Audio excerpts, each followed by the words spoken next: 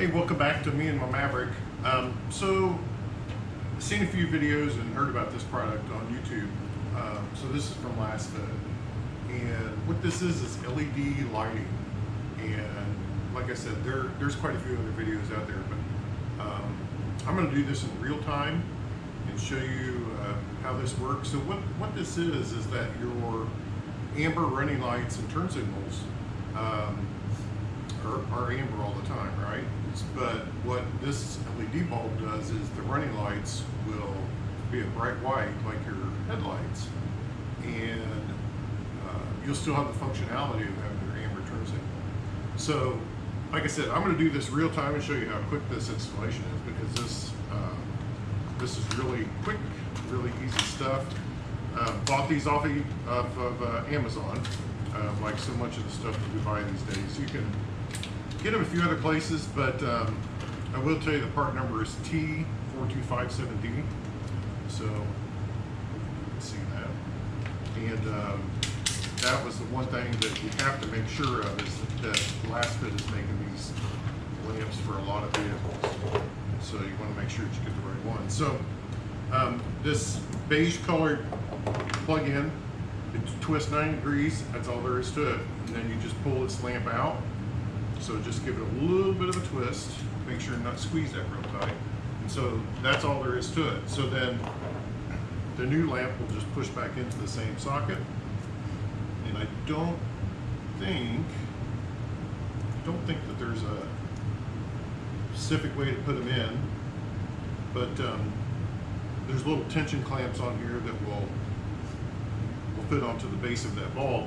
And then you just put this back into the same socket you took it out of, give it a 90 degree twist, and it's done. So I'm gonna, like I said, I'm gonna do this real time. So I'm gonna come over to the driver's side, do the same thing, just sort of pull this lamp out. I don't want to squeeze this real hard because that would be bad. And then put the new one in from LASFIT. Just pops into place. This in, we'll twist it back about 90 degrees. It's not quite 90 degrees, and that's it. So those are installed. So like I said, I'm going to do all this, continue to do this real time. I'm going to go turn the ignition on and turn the lights on, and I'll bring you to the front of the truck so you can guys see what that looks like.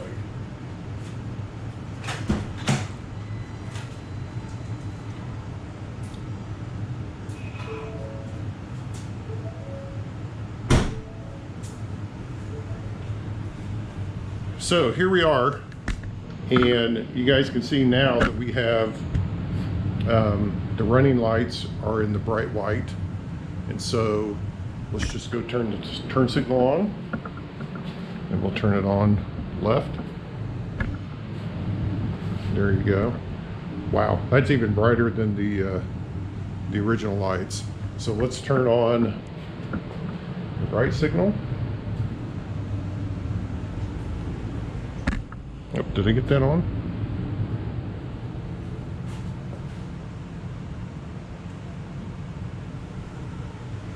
Okay, that's not working. So let's go take another look at that. See what's going on here. So we'll take that out. I don't think there's a right way and a wrong way to have these in, but there is. So that's the easy way to tell is apparently there is a right way and a wrong way to put those in. So there's some real-time troubleshooting for you. But now you can see we've got the nice amber light there. So let's just turn on the hazards real quick so you guys can see both of them going.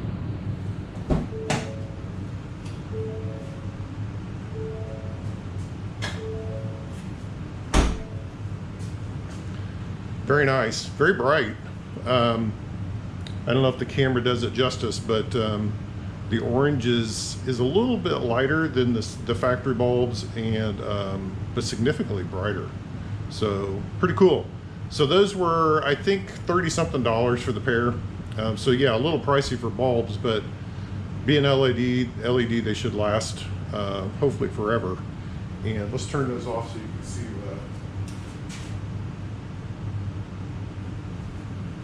You see the running lights again. So very nice.